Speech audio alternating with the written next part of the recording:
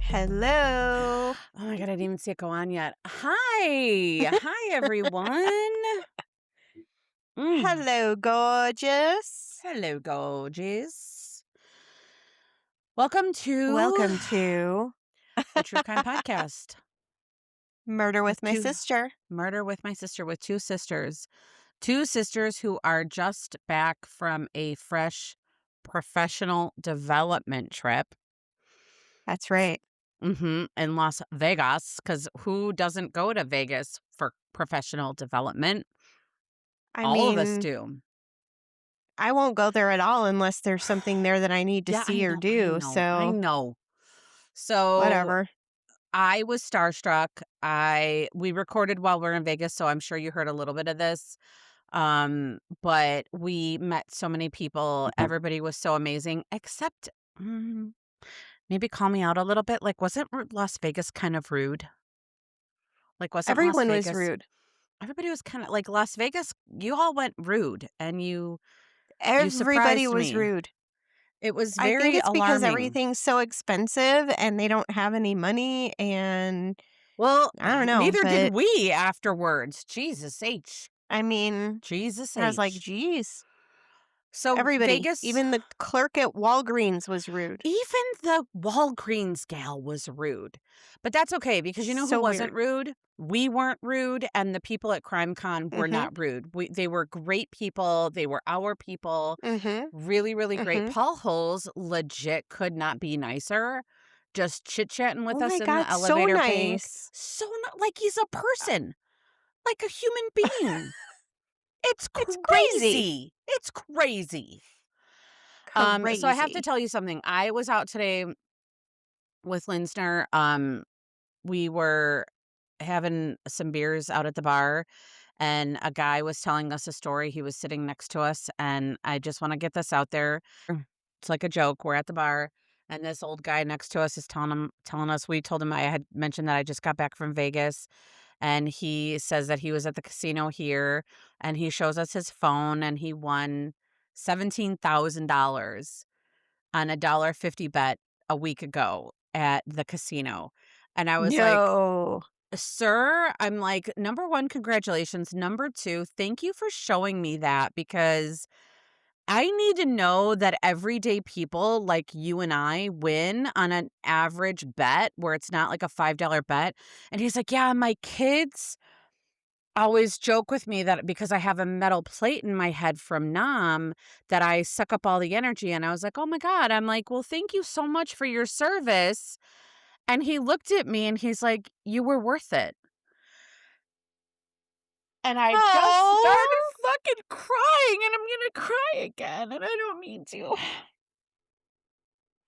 that was I so don't, sweet. I was like, sir, God damn it. That was the best answer I ever heard in my life. Hang on. Hang on. All of the people that know me are like going to be like, is that Lisa crying? Like, did that just happen? It was the most endearing. And I'm like, that is the sweetest response I've ever heard. And he's like, you know what? He's like, thank you for saying that. He's like, a long time ago when people would say, thank you for your service, I didn't know how to respond. And that's what I came up with. And I'm like, you're making me cry. So let's not talk about that anymore. Let's talk about Mm-hmm. your beautiful big win. But it was just for him to say that to a stranger this many years Yeah, later was really, really, really, it literally was what I needed at the end of this week to just make me feel so special. He said I was that's worth so it. sweet. I love that. So That's thank an you to excellent that. I story. wish I would have gotten his name, but I was crying at that point, so I couldn't get Oh, no. anybody's name. I could barely get out of there with my dignity. Oh, geez. So that was my story. All You got right. anything? Oh, So there's your I have dogs. no stories. I have roo-roo-roos in the background. Oh, I see a brown dog tail outside. Okay. Just a tail. Okay. Just tail wagging. Take us through the housekeeping. So everybody, thank you so much for, I'm assuming, listening to us ask for people to follow us and rate and review. Um, I really appreciate it, and I don't know if it's because we actually said it or if it woulda happened anyway, but it's weird that they coincided. But we've gotten actual comments and reviews. We've gotten ratings. Our listenership numbers have increased. Everything in the Did you see past couple weeks. So our I most appreciate recent it. comment about the blood eagle? We had a review The on I blood think it eagle. was on Apple about the blood eagle, and I'm like, "Yes. Yes. Yeah. Thank you. Yes. Yes." Yes. So, yeah, so if all of you wanna take just a second and get over to that purple button or that black and green icon and head over to our actual podcast homepage on the spot on the Apples or the Spotifys, and then go to Mhm. follow, and more importantly, go to 5 stars, click it if you feel like it, and if you don't, just maybe then don't. But leave that review. Like, I hear a lot of people are like, "Oh, I love listening." Oh, and then don't tell me, tell them. Don't tell me. Tell Apple. Tell Spotify, because then if you Tell tell Spotify. them, then Spotify will tell someone else. It's a secret. I love it. And if you let It's your crazy. secret if you whisper your secret into Apple's ear, then Apple will whisper that secret into somebody else's ear, and then we're all gonna be in on the secret that we're a couple of great gals. There it is. There it is. There it is. Now, sister. So, are you ready? Yeah, because I'm gonna break the cardinal rule and do what we should never do when we're podcasting, which is eat. But sis, why don't you tell them what a treat they're in for today? I mean, I don't know if I'd call it a treat, but I it's would. 2 stories. Oh, It's a it's a missing episode, and they were both listener suggestions. mm, So the first one, that I'll tell you about was suggested by Sandy.Mandy on TikTok. She left a comment after we posted the John Benet story back in, December of last year and said that we should look into Summer Wells, who went missing as a 5-year-old in Tennessee. So that's our first story. And then my sister did all the heavy lifting for the other oh, story that was also recommended thank you. by a listener, and she'll tell you about that one in a minute. Oh yeah. Oh So this yeah. is the story of Summer Moon Utah Wells, Can I who tell was you I 5 years old fucking when she went missing. I love it when people have 4 names. I feel like I got cheated out of a name when other people have 4 names. But go Uh-huh. ahead. So her case remains at the forefront of an active Amber Alert in Tennessee. She was last seen on June 15th, 2021, near her home on Ben Hill Road when she was approximately 5 years old. She would be 10 years old today. Ben Hill Road is a rural road where homes are spaced very far apart, surrounded by dense woods. She lived in Hawkins County and her home was in the Appalachian Mountains. It was reported that she was wearing a pink shirt and gray shorts or gray pants. At the time of her disappearance, she was approximately 3 feet tall and weighed about 40 pounds.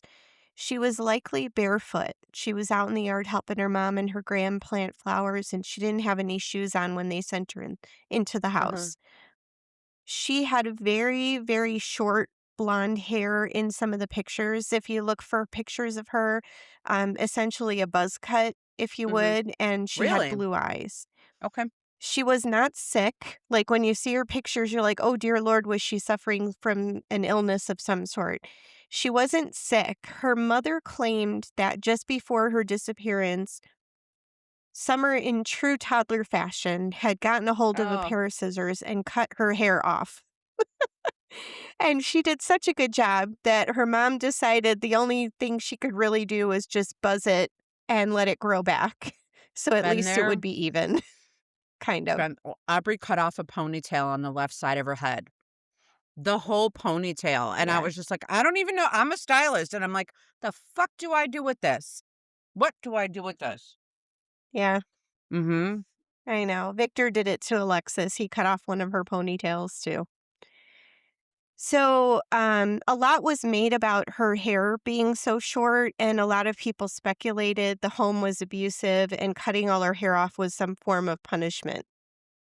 Wow. Yeah.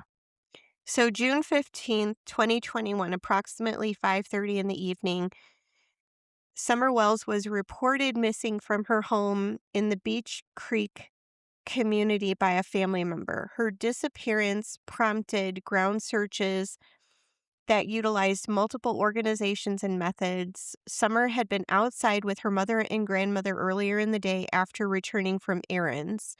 They had went to a swimming hole close by. They had stopped at a local pharmacy before returning home. Summer was planting flowers with her mother. She asked to go inside or she was told to go inside. The Mhm. reports differ in the news. Okay. And apparently the play area was in the basement of the home. So her mother Candace told her, "Go ahead inside and play with your toys," and assumed that she would go down to the basement. Mhm. Candace came back outside, probably just cleaned up all the stuff that they were using to plant the flowers. Mhm. And when she went back in the house, literally 10 minutes, 15 minutes later, Mhm. Summer was nowhere to be found. She couldn't find her anywhere. Her brothers were upstairs watching television. No one reported seeing or hearing anything unusual. She was reported missing within an hour of when she was last seen. Okay, So within hours. can I tell you that Mhm, everything that you've described thus far is everything that I mhm, do believe happens in your average everyday home of a 5-year-old. I have mhm. a 5-year-old. They go in and out of the house, they go down, they go up, they go in their bedroom, they get mad, they could hide. They do stuff where I'm just like where her mom might have said it's time to go inside and she got mad and went in and hid. So Mm. I find nothing suspicious with the fact that she was reported, like, if and I don't know this, but if people were like, "Oh, she was reported, why did it take an hour? How come they didn't call?" I can tell you from the time that 'Cause I you might last scour see your yes. house, Yes, you looking ma'am. through your backyard, you're calling out into the Yes. woods. Now you're like, "Fuck, it's been an hour, call the police. We And haven't found her. Where could can she I be?" just tell you, this is in Tennessee. Do you remember when we went to visit our cousins in Tennessee and one of them we saw Yeah, walking down the street to go to the local candy store? That little kid couldn't have been more than 4 or 5. And I'm like, should he be walking down the street by himself? And they're like, oh, he goes to the candy store all the time.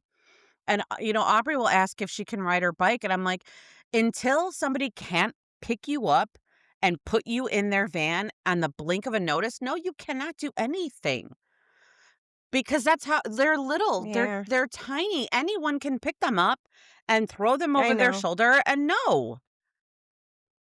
All right, go ahead. Sorry.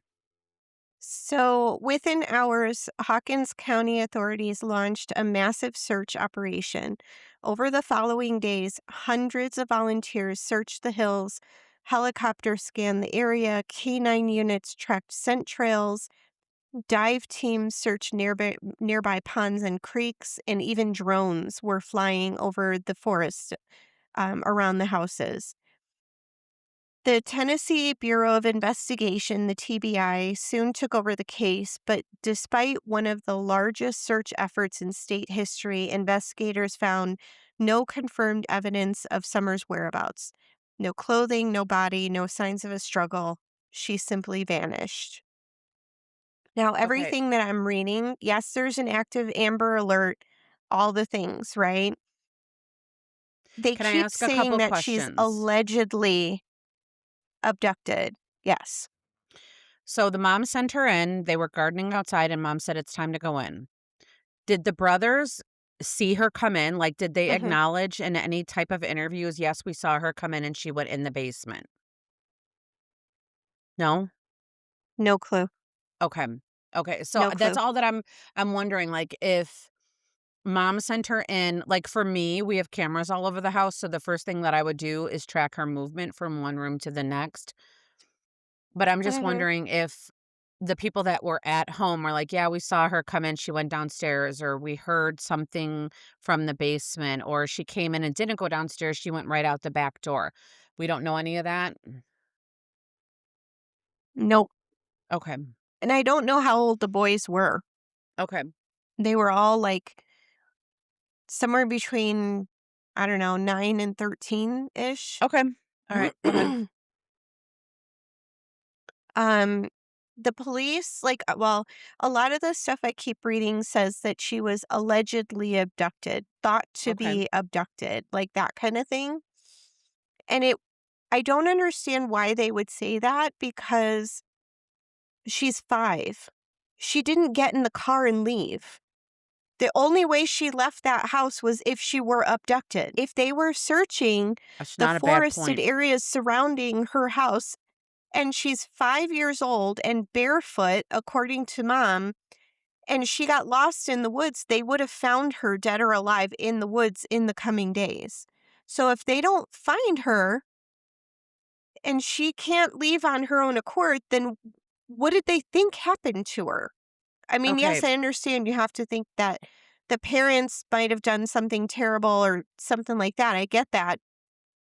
But you should still be treating her as if she were abducted, period, not allegedly abducted. Okay, can I ask another question? I don't like the use of the term. Heard. Mhm. So it says that she was outside on June 15th, she was outside with her mother and grandmother. So were they living with her was Summer's mom living with her mom? Like, were they living with the grandparents? Was there animosity between the mom and the dad? The Was Summer's grandmother dad lived in the picture? Do we know any of that yet? Yeah, Summer's dad was in the picture. The boys and Summer and the mom lived in the house. Grandma lived down the road a bit. Okay. Okay.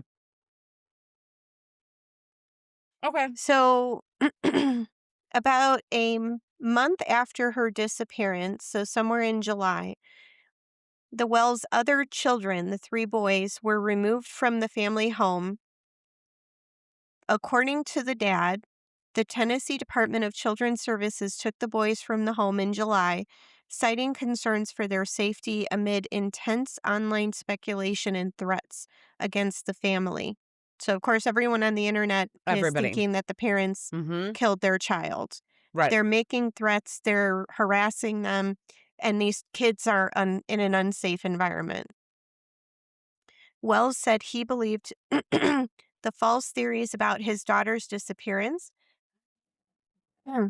including claims that he had sold her for drugs, Oh, and no. all of that combined with a hostile environment led to the removal of the children. Candace Wells, the mother, This is expressed a very upsetting. disagreement with the removal, saying that she did not want her sons taken from their care.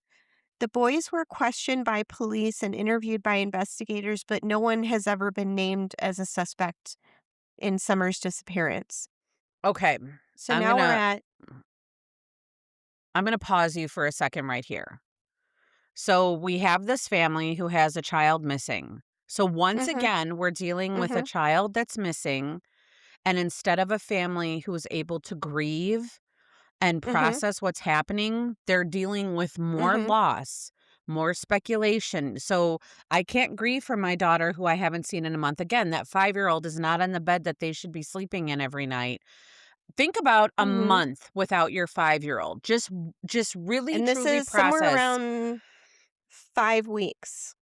So every single night that that child is not there, my brain goes darker and darker and darker. And now you come Mhm, in and you're going to take my other 2 kids because people who don't even know us are speculating on the internet. That's all people do is speculate on the mhm. internet.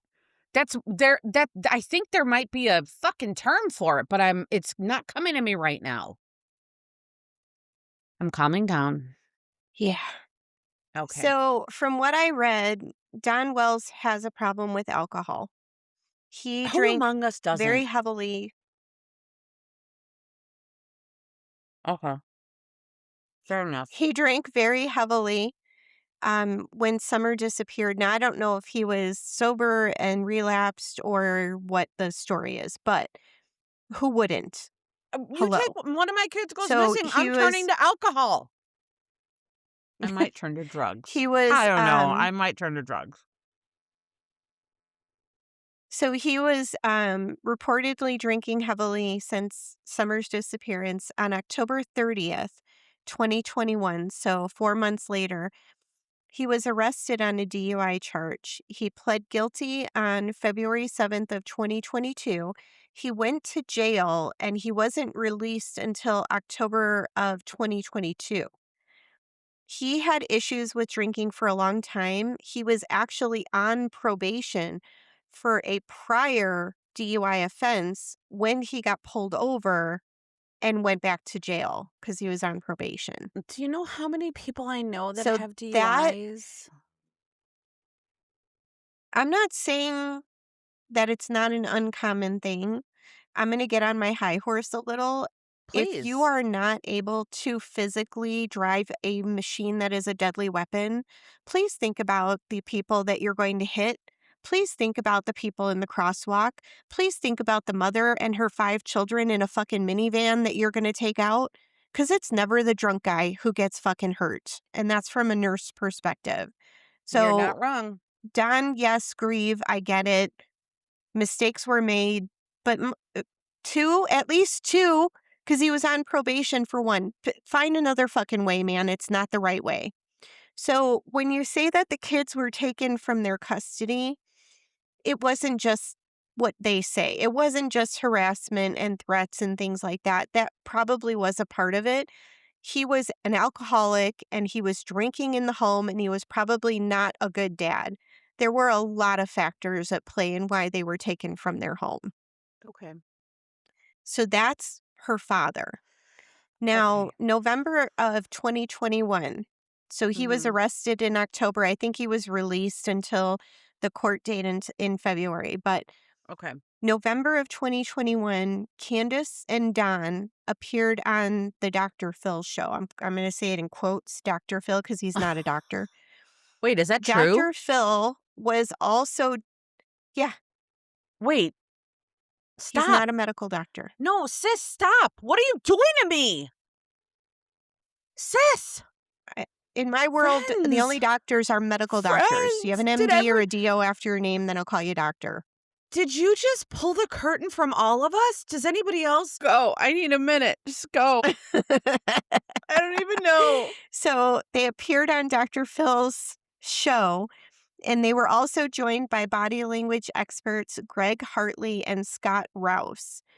In Dr. Phil's November 2021 special on the disappearance of 5-year-old Summer Wells, the parents, Don and Candace, spoke in their first national TV interview about the search for their daughter, who went missing in June. They said that they believed reaching out to the public would help, but it backfired, leading to cyberbullying and accusations that they were involved in her disappearance. Dr. Phil, along with members of the behavioral panel, reviewed their statements and body language. Panelist Scott Rouse noted that while Candace became emotional at times, the group saw some red flags in some answers. They felt she took too long to respond to certain questions.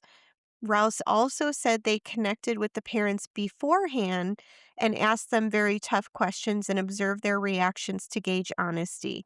He concluded, despite all of the red flags, that Don Wells had nothing to do with it whatsoever and was being honest about what he told them. The panel's role was not to interrogate, but to analyze communication and behavior for consistency and truthfulness. They found no evidence of deception in Don's responses, and their analysis supported that both the parents were not involved in Summer's disappearance. Okay. The takeaway was that the parents' statement was consistent with their innocence, that the public's attention had turned them into targets of online harassment rather than providing leads in the case. Okay. Okay. So that's what was going on. It was I feel like it was John Binet all over again. The I was just parents did gonna it. say, The brothers killed let's her, like, all that shit. It we're feels gonna so take old. we're gonna take a Guys, giant timeout here. Lisa's gonna talk for a minute and just say this. Number 1, who was on this panel? Question mark. What were their credentials? Exclamation fucking point. What I'm doing made the you bunny and ears. yes, Dr. Phil show. what made you a expert? And I'm sorry, is all that we need a body language expert? Sis, what do I always say is my strongest A fucking voice. characteristic as a hairstylist? One of the traits that it gave me that I never knew that I would get is an expert in body language. I can read a fucking room like the goddamn ninja that I am. But do you know what that does not make me, sis? A body language fucking expert. Okay, so everybody I just mean, I think stop. if you take a weekend course, you could be considered. I listen, I love a good certification. Okay. When I got my certification in reflexology, I thought that I was an expert. Fuck it. You know what? I am an expert. Let's go on with it. They are too. I'm just saying, There it is. There I it just, is. I just thank you for saying that they were uh, innocent and that it was consistent with them not having anything to do with it. But I According to the just Dr. Phil show. here's what I'm very grateful for right now. I've never heard of this case. Did you know that? So I didn't either until our listener told us about it. so I am very grateful that I am listening to you tell me this story with what I know is a level head. Know also that I'm going to go and watch everything after this, and then we're gonna have a teeny sode Mhm. on Lisa's POV when it's done. Okay? There it is. Mm-hmm. Go. So, June 15th, 2026 marks 5 years to the day that Summer Wells was reported missing from her family home on Ben Hill Road in Hawkins County, Tennessee. Dozens of searches, hundreds of tips, and countless hours of searching and investigating have yielded no new details in the search for Summer. The Amber Alert for Summer remains active. If you have seen her, or have any information regarding her whereabouts, please contact the Hawkins County Sheriff's Office at 423-272-7121 or the TBI at 1-800 TBI FIND, FIND. And my sources, because there's a lot of stuff out there, Mm-hmm. were WJHL.com, Hoodline.com, TrueCrimesWeekly.com, YouTube, The Charlie Project, Fox News, Yahoo, and Wikipedia. Okay, so again, And I had that never is heard of what that. we know. hmm So I here's what kind I of want to like doing these mention. stories where I can like say the phone numbers at the end and maybe someone listening will know something, see something, you know?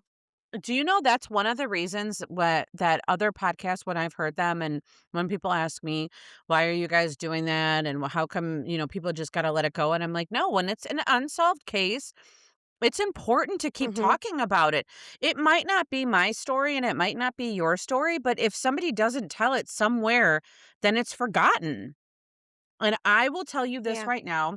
There were 3 girls that were taken. They were kidnapped. If you remember the miracle in Cleveland, Amanda Berry, Gina De Jesus, and Michelle Knight were kidnapped when they were teenagers, and they were found many, many, many years later. So there's no, yes. Is it likely that she's alive? We don't know. We know the rule of 3 or thirds, if you remember from one of our Yeah. episodes. But we It's also the know that odds it are does against her, but happen. miracles happen. Yeah. Miracles happen. So, yeah. Well, thank you for that story. Thank you for the listener who recommended that story. I had never heard of that story. Same. So, I always get triggered by the little ones. I know. I know. So, It it's sad. I think I said this already, but it's very Like John Benet.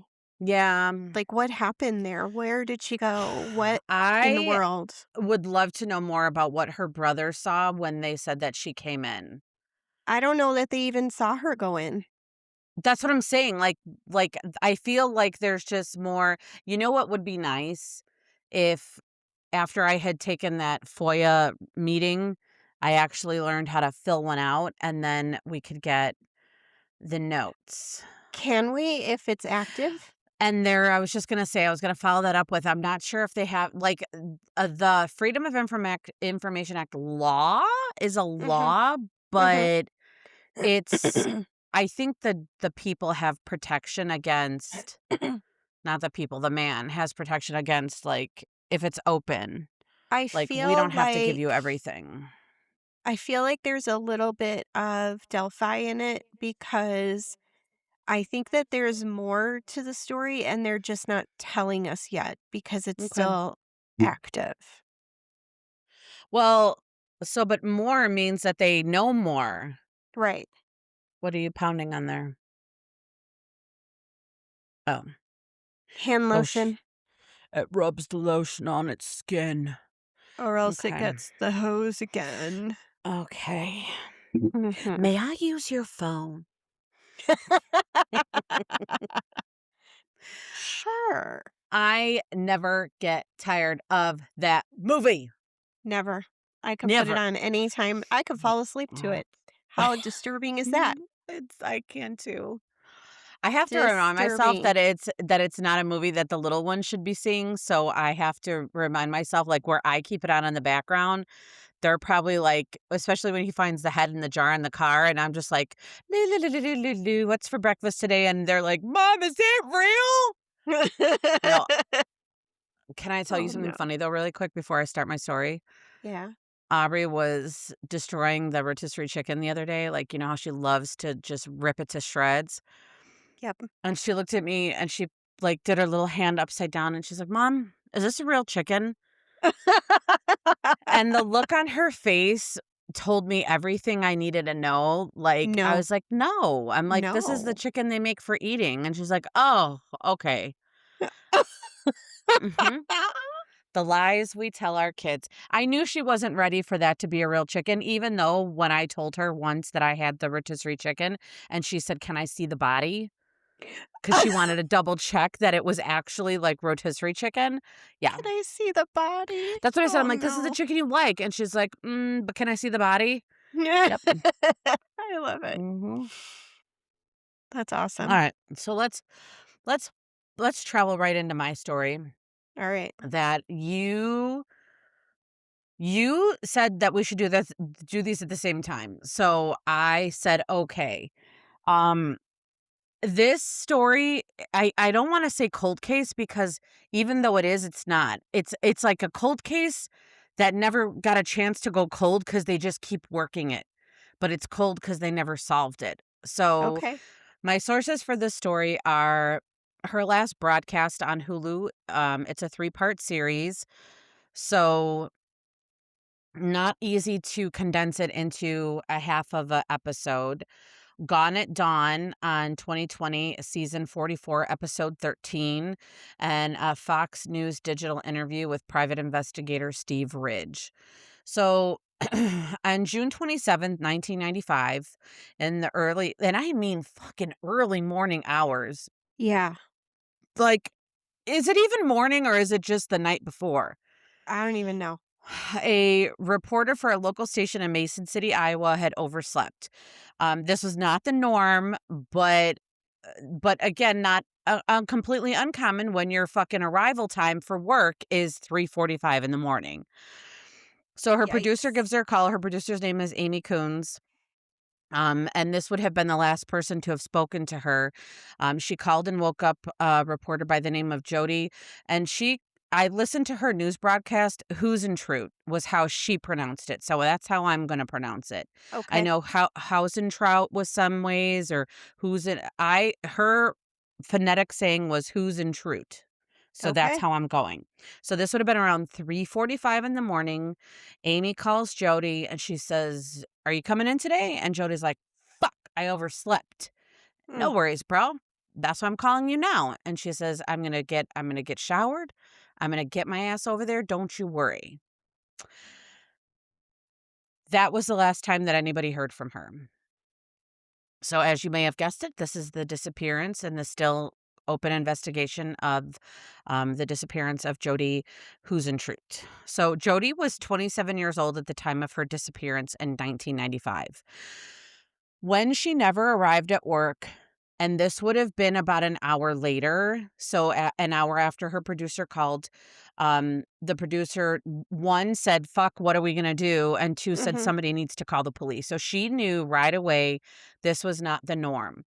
The police received the call around 7:13 a.m., and they went directly to her apartment. So some of the things that I remember hearing is that there were police in the department. It was a smaller town, right? So kinda everybody knew her, and Mhm. there were policemen who had wives that worked with her, so everybody kinda knew her. So to get that 911 call like, "Hey, Mm. we didn't hear from her. She didn't show up." They're thinking maybe she fell in the apartment. Maybe like she hurt herself. They're Okay. not thinking that we are going to find the scene that we found. Okay. What police actually found when they when they got to her apartment was the parking lot um had raised some immediate, very large concerns. It was very disturbing. The key for her car was bent, like, as if she tried to get Oh. in and somebody had pulled her, and it, like, bent as she was still in there. Oh, There were geez. personal items, her hair dryer, her high heels, one shoe that were scattered across the parking lot. And then what they noted was that there were very clear signs of a struggle that happened near her little red Mazda Miata. So the police conclude whatever happened very quickly, and it was very violent. Hmm. It was normal for her, and I just want to say this because I don't know how many people would be like, why does she have all that shit on her? It was normal for her to carry that many things to get ready for work at the station. Mhm. So I that's why wondered all of about that. that a lot of like, when I would watch, WGN morning Mhm. news. I'm like, all these dresses that they wear, all their like, I know they don't, like, do everything at home. They come to work and they get ready there. And Correct. I wondered about that. I'm like, do they have, like, a whole 'nother setup at work? Or maybe if they have enough money over time, they can? Yeah, WGN News has like a hair designer and costume designer, and they can show up in probably like their sweatsuits, and then everybody takes care of everything from there. For Hmm, this local smaller news station, she did it all herself. got it. But if it was me, I can tell you that I would have, like, you know how once upon a time I used to have work clothes and play clothes? Yeah. And work clothes would be on one side of the closet and play clothes on the other. If I was in an environment like that, my work clothes would be at work. They wouldn't even go Mm. home. I'd bring Yeah, them yeah, yeah. home to wash them, and then they would go right back there. Mhm. So it was super obvious to police that she had put up a hell of a fight, was what they said. The police officers that responded were Charles Connor and Joe Paulson, both of Mason City, and they are both retired now. Jody was well known in the community, like I said, and most of the police officers knew her. So the police started searching local campgrounds, and, unfortunately, because they saw what they saw, they started looking at dumpsters. They said they didn't want to find her, but it was something like when you see that kind of disturbance, you have Mhm. to start looking for that kind of find. Violence, yeah. As they were canvassing the neighborhood, they were knocking on doors, talking to neighbors. There were several people that all reported hearing a scream around 4:30 a.m. Some reported they heard a female scream, "Leave me alone." So remember that this is June 27th. So Mason City, Iowa, Midwest, 27th. There's a possibility that it was nice and windows were open. There's a possibility that air conditioners were on and windows were closed. Yeah, that's a If tough one. Yeah, in 1995, in my first apartments, I didn't have air conditioning. I had fans in the windows, so I Yeah. heard everything. So here's something that's very interesting. The police got in touch with the apartment manager, and for the people that were not answering the door, the police are like, "Let us in." So cuz keep in mind they're there very early in the morning, so Mhm. some people hadn't started answering their doors yet.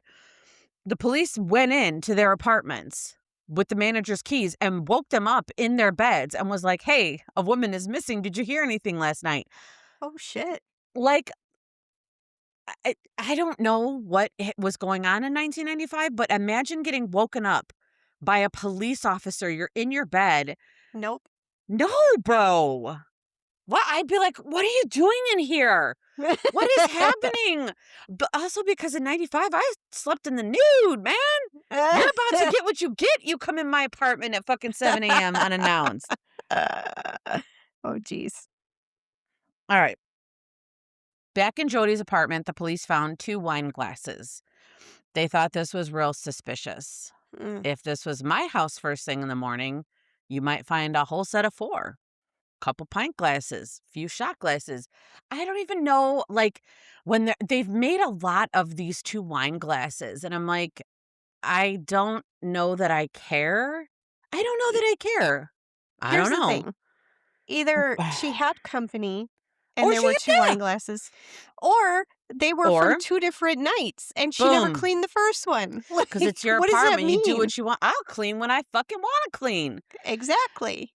So, but I get, like, police investigating, like, before the internet, they're probably like, with the chin and the finger, and they're, like, twirling their mustache, and they're like, "What does these 2 glasses mean?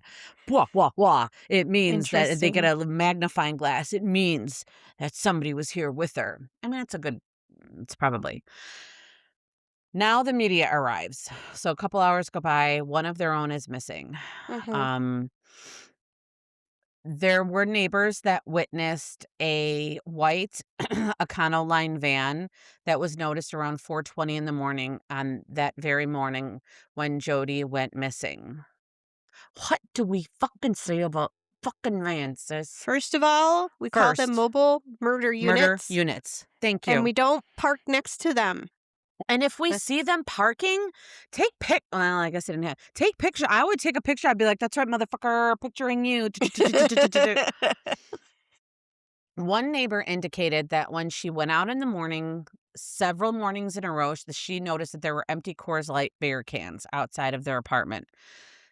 And then she said when she would go back later in the evening, they would be gone. But this happened on a couple of times. So Hmm, she took it to mean somebody was outside drinking, and then every morning somebody would pick up the cans, but they would be there again the next morning. So interesting. yeah, back at the parking lot, the police are still working the lot, and they hear this rando guy. So he's just like strolling on up, and he's like, "Hey, I was the last person to see Jody last night." And so this is what I would call the very direct approach. Like just walking up, "Hey bros, I did it. I was with her."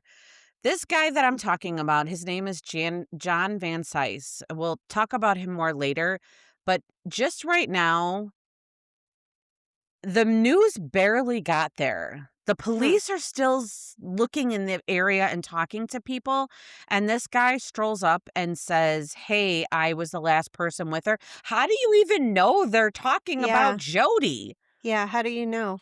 How do you know, bro? That's So interesting. so you just assume? So you walk up, you see all this police activity, and your first thought is, "I was with Jody." I'd be like, "Oh, really? Really? How do you know that's who we're talking about? How do you know it's not somebody else that tripped and fell down the stairs? Yep, Huh? yep, I see it. Thank you."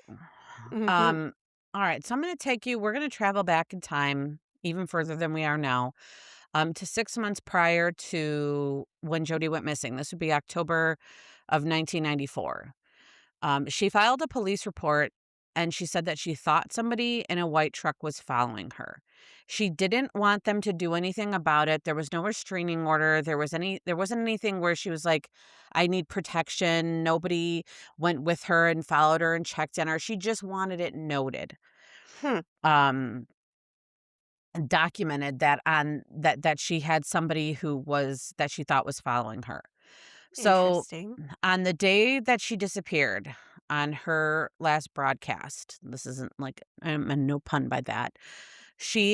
They were talking about what they were gonna do for the weekend, so she had told the news, the people, the town, what she had going on that day.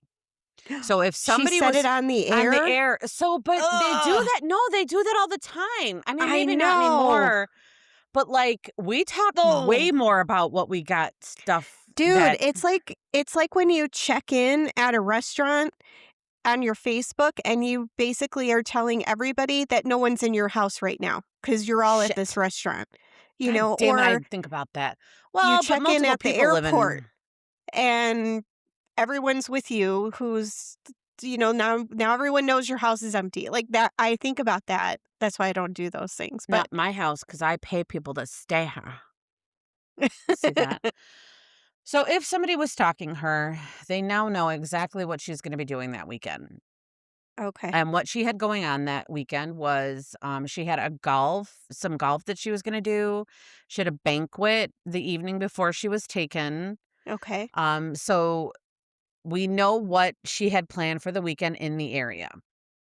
Fast forward back to the investigation, and we're finding out more about her friend John. So he may have had a teensy little obsession with Miss Jody.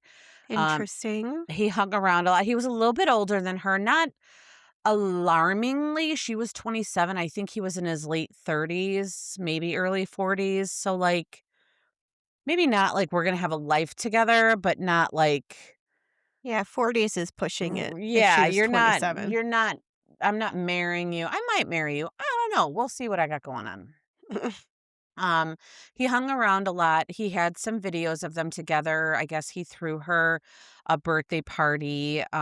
He had a boat that he named after her. So he had some money. He was Oh, financially, I mean, I if somebody wanted to name a boat after me, I'd be like, go for it. Do it. interesting. All I right. think I could see my name in a giant fucking cursive font on the side of a boat. I and then smash that fucking champagne right Wait, across it. is it Lisa or is it the tormentor? Bing, bing, bing, bing, bing, bing. It is The the tormentor. tormentor. It is the tormentor. Point for Oh. sissy. So, as he is throwing himself at the mercy of the police, there are family members that had warned her about him, saying that he was just a little too creepy with the whole, like, now we call it love bombing. But Yeah. ultimately, we find out maybe they were just friends. Okay. He told police that he was with Jodi in her apartment that evening. So here's what we know. Jodi left Hmm. the banquet at 8 p.m. John Van Sice drove to the apartment at 8:09, and Jodi had made a phone call at 8:24 to another friend. Okay. So, excuse me. So this is what we know. He He had throws to have been himself. gone by 8:24. I don't think she would have called someone else if he was still there. Well, he says that he brought over the video of her birthday party to watch. I mean, whatever. You're 27 I years don't old. Do you I wanna don't watch a video of your fucking birthday party? no, I don't think I no. I don't know. Ugh. Okay, so here's what I'm thinking though. He offers all this up freely. So Mhm. isn't that what we say you would do if you're not guilty of anything? Most Like, likely, right? okay. Okay. Okay, so then we're going to say it's neither here nor there. Judge how you will. I don't tell you what I think. I mean, I just did. Just put it in your own brains. Okay. As for the investigation, we have what was found at the scene. So we have materials all over the place. We have no Jody. We have the information from the neighbors. We know that there was garbage cans or garbage beer bottles left out around the area. We know that there was a Mhm. van. And this turns out not to be enough. Months turn into years in this investigation. Does it go cold? I don't know because they really do don't forget about her. They really do don't forget about her. Um, they They keep really working don't on it. They really do don't they forget about really her. don't forget about her. I like the way I said it better. So 10 years later, in June of 2005. 'Kay. Jodi's best 10 friend, Patty. years. 10 years. No, Fuck. nothing. I mean, but they're doing stuff in the meantime. They're keeping her name out on the news. They're doing some searches. 10 years later, Alright. Jodi's best friend, Patty, calls police and says, "Hey, bros, my ex-husband," this guy's name is Brad Miller Burned, calls me on June 27th, 2005, and he says, "Do you know what today is?" And she's like, Who is this? Fuck, who? Bring, bring, bring. Hello. Hey, do you know what today is?" She'd be like, "Who the fuck is this?" That's pretty much how I imagine it went in my head. And he's like, "It's your Okay. ex-husband, bro." And she's like, "I haven't spoken to you literally since we've been separated 10 years ago." She says in her interview, "He has not called me once, not since we separated, not when we were divorced, not for anything." And now on the 10-year anniversary, he calls her and he says, "It's the 10-year anniversary of when Jodi went missing." And now her fucking flags are going up. And she's Hmm. like, "Why would he call me for that?" Patty recalls that her husband had owned a white van. What? Not a white van. No. Yes. Patty recalls that he had a bit of a temper. Not a temper? A white van and a temper? Patty recalls that he had an alcohol problem and that she believes he was a little more than obsessed with Jodi.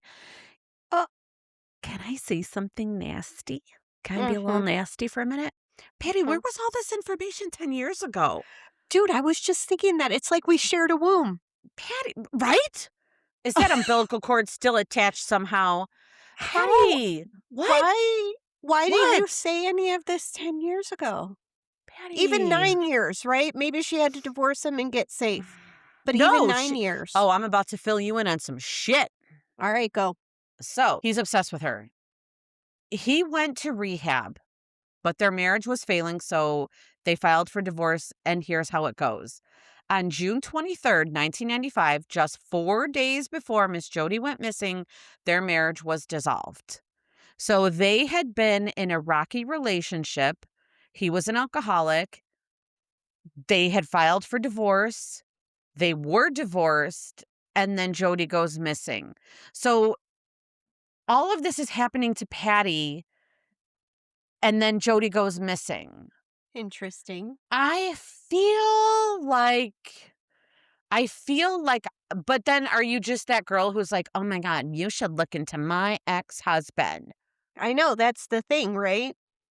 And in 95, we weren't taken seriously. They're probably like, "Oh my god, this lady called with her little lady brain, and she Hmm. just got divorced, and she's probably mad at her husband. All right, fuck it. I forgive Patty. It's fine."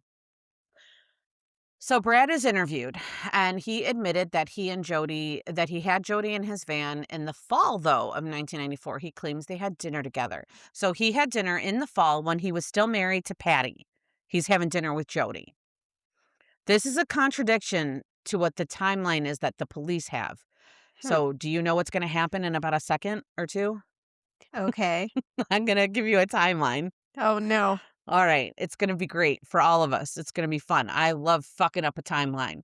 I There know. was an investigator, Gary, who provided the police with the following information. Boom, Okay. boom, boom. On June 5th, 1995, so this would have been 22 days before Jodi went missing, Jodi called Patty and said, "Hey, your soon to be ex husband was trying to contact me."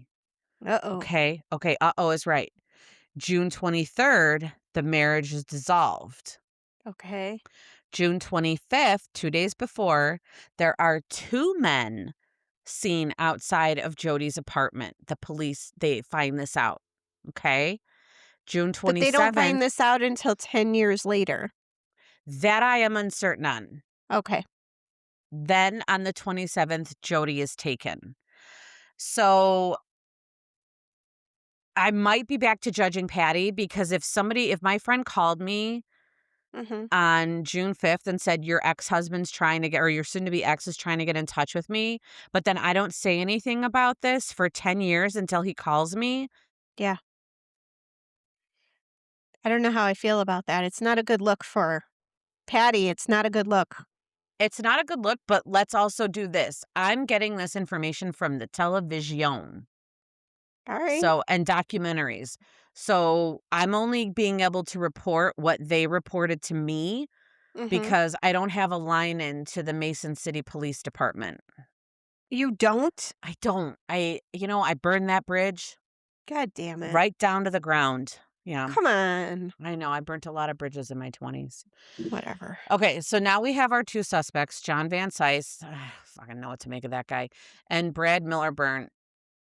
And as of 2025, neither have been arrested or detained or even named an actual suspect. They were just people of interest. Okay. What we find out later is that on the day that Jodi disappeared, um, John Van Sice wasn't actually alone. So Mm. this is going back to our friend John. He was with another friend. So what the police didn't tell us, what we learn out later, is that when he said, "Hey, I was with Jodi," he was actually with a friend. And they find and interview this friend later who did not want to be videoed. He didn't want his face shown. And he said that John picked him up early that morning and told him that Jodi was missing even before the news reported it. Oh, no. Oh, yes. He claims that That's John was not good. that's not good for John. Not good for He John. claims that John was very, very nervous. Mhm. Here's the motherfucker of it all. In 2024, John Van Sice passed away. Oh, no. Police admit that they believe that they missed an incredible opportunity to get more information from him. God damn it. But they interviewed him, but he was never more than a person of no, what is it called? Just a Yeah, person of interest, not an person official of interest. suspect. Yeah. Okay. As things are progressing, we have a new lead. Okay, this takes a completely different turn. One Tony Jackson is convicted as a serial rapist and currently serving a life sentence in prison. So let me tell you a little bit about this guy. In the late 1990s, he was convicted of a brutal string of 6 rapes across Minnesota and North Iowa. He was ultimately connected to those crimes through DNA and physical evidence. Okay. His name surfaced in Jodi's case primarily because of the geographical and circumstantial coincidences. So when Jodi disappeared, he was living in Mason City, Iowa. Uh-oh. She disappeared, though, before he actually started the raping. Or was His she the first residence, victim? that's what they were saying. His residence was only about 1 mile from Jodi's apartment complex.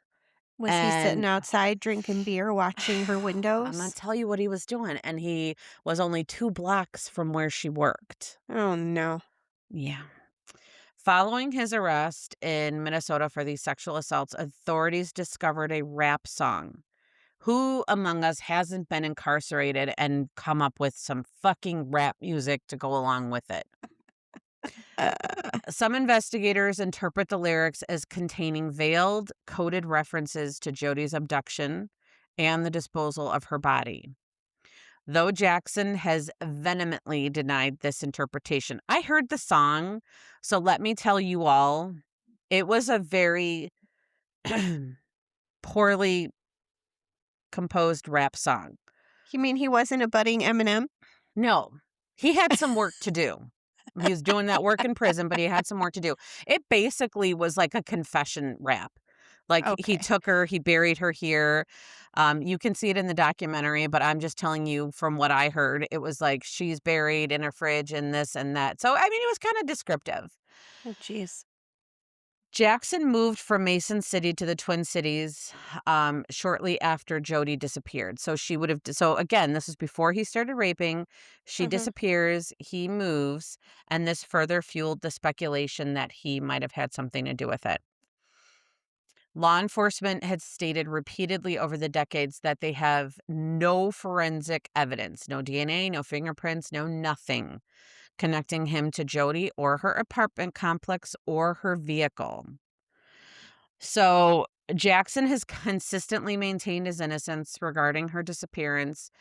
He is interviewed in the 2020 episode and he flat out denies any involvement, saying that he was scapegoated. So, what the trigger for his crimes that started was that he says his girlfriend at the time miscarried, and he went in a very dark place, and he didn't know how to handle that. I I'm sorry. Yeah. She Yep. miscarried a Mm. child, and his Mhm. answer is to rape Yes. women. Lots of them, Okay. violently. Mhm. Okay. Yeah. Now, here's what I do know. I Mhm. do know that I don't know what it's like to be a man whose girlfriend miscarried. I know what it's like to be a woman who miscarries because we went through many years of struggles with fertility. Do you So wanna know what it's like to be a man whose you're gonna partner tell me. miscarries? You're gonna tell me. You're not a man though. Tell Do you me. want my theory? There it is. Thank you for clarifying that. Okay. He Okay. hates women. So Hmm? his girlfriend or whoever miscarries, and it's all her fault, and she did something wrong, and so now he's hates women already, so he takes it out on other women. Oh, she's not a hater of the women. Not women, the That glorious walks like a the duck and it glorious quacks like a duck. creatures that we are. I No. mean, Jesus Christ. So there's nothing to connect him to Jodi. Okay. In the years since Jodi's gone missing, there were multiple searches. They have searched rivers, lakes, property. There hasn't been a tip that was valid that they did not follow up on. They want to find her. Hmm. There was a search of a freezer theory that someone had reported had been used to dispose of her. They dug up this entire cornfield. They dug up the apartment that she had lived in, the basement where she had lived. Wow. Yeah. In October of 2024, there was a search of an area in Winstead that Brad had access to. So this would have been Brad Miller Burnt. This would have been the ex-husband. Mhm. The police or like the company who purchased it for land development went to the police and said, "Hey, before we start developing on this land, do you all want to search it before we fuck shit up and see if you could see anything?" And the police were like, "Oh, let's go take another look." Since he had mostly he was the only one that had access. There was lakes, there was all kinds of stuff going on in there. Okay. They used canines and nothing came from this. There was no additional information that they got from Hmm. this. There were no human remains or definitive pieces of violence evidence that were uncovered during that initial dig. Bummer. Yes. Again, in November of 2025, this was a year later, they did a second search of the same area because there was a house on that property that had been recently demolished and they weren't able to look under the foundation. So because the structure was Mhm. gone, police had access to underneath it and they brought in some special canines, some cadaver dogs to sniff the area. When the dogs showed interest in specific spots, investigators brought in the heavy machinery to excavate. Once again, nothing was brought of this. So nothing was found, no tips Hmm. panned out. But it was just yet another way that they were doing a very thorough examination of any tips that they had. So we've got our police that are still working this case. And one of the things that now investigators in 2 states are working together because another theory popped up, and that's that they believe that there was a serial killer working in the area at that time. So the serial killer would have been working in multiple states. It was not Brad. Um, And that was when they brought in North Star Search and Rescue to join Mhm. the teams. So Mhm. that's essentially why they said they were going back to the second site or that site again, was because they're like, if you already, I guess the media was saying, if you've already searched it, why are we searching it again? And he said, A, we Mhm. have the house, and B, we're working with 2 police areas and we all think that there was a serial killer. Can I tell you something? Who is the serial I killer? was just gonna say, I couldn't find anything on the serial killer that they're talking about. So who is it? So who is it? Who is it? And it because it would have been Minnesota. and Iowa were the 2 cities that they thought the serial killer had been working in. Interesting. Yes. Hmm. They did not find anything again. So, Okay. nothing of significance. As of June of 2025, no charges had been filed against Brad. So he, for all his faults of trying to be cheating, maybe wasn't the one. Just recently, if y'all are watching the news, we had some updates, some bloggers that were reporting that there may have been some new evidence in the disappearance of Jodi Huisentruit. Very recently, a private investigator by the name of Steve Ridge is working with Jodi's family to find out what happened. Steve, in an interview, says that he turned over roughly 12 pages of new information to the police. A woman who had been in a relationship with a man reported that he confessed to her in her presence during a heated moment when they were fighting that he killed Jodi. Um, so like I'm assuming this is they got into it. He's like, Mhm. "Hey, you're not careful, I'm gonna do to you what I did to her." She is releasing this information to this private investigator, and the authorities are following up this information. Here's what I don't love.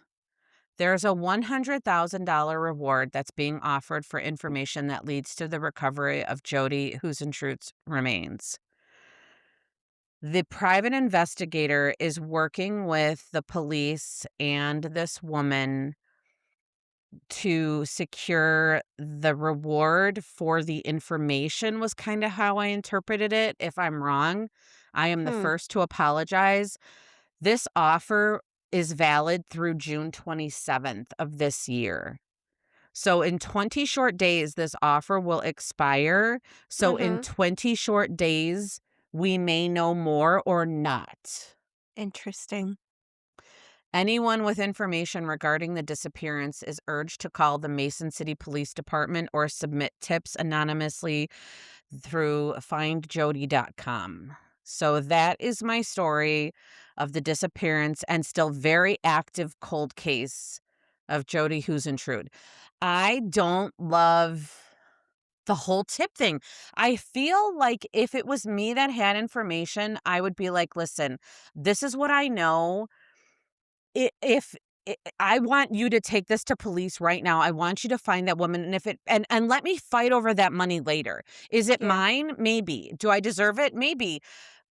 Did I just come into this information? Have I been sitting on it? Which we don't know. We don't know. You know, women are, and they say that crimes are sometimes solved many years later because women are no longer in scary relationships. Yeah, they're able to talk about it Yes. without worrying So that they're gonna get killed. I hold no ill will if that information was information that she knew then but was too afraid to share. Mhm. Absolutely, babe. I totally get you. But now, if you are out of harm's way, if you're not releasing the information until you secure the reward, That sounds a little I bit don't love it. I don't love it, sis. I don't love it for us or yeah, her. yeah, It's not my favorite thing. yeah. And that's me. Good good That was my story.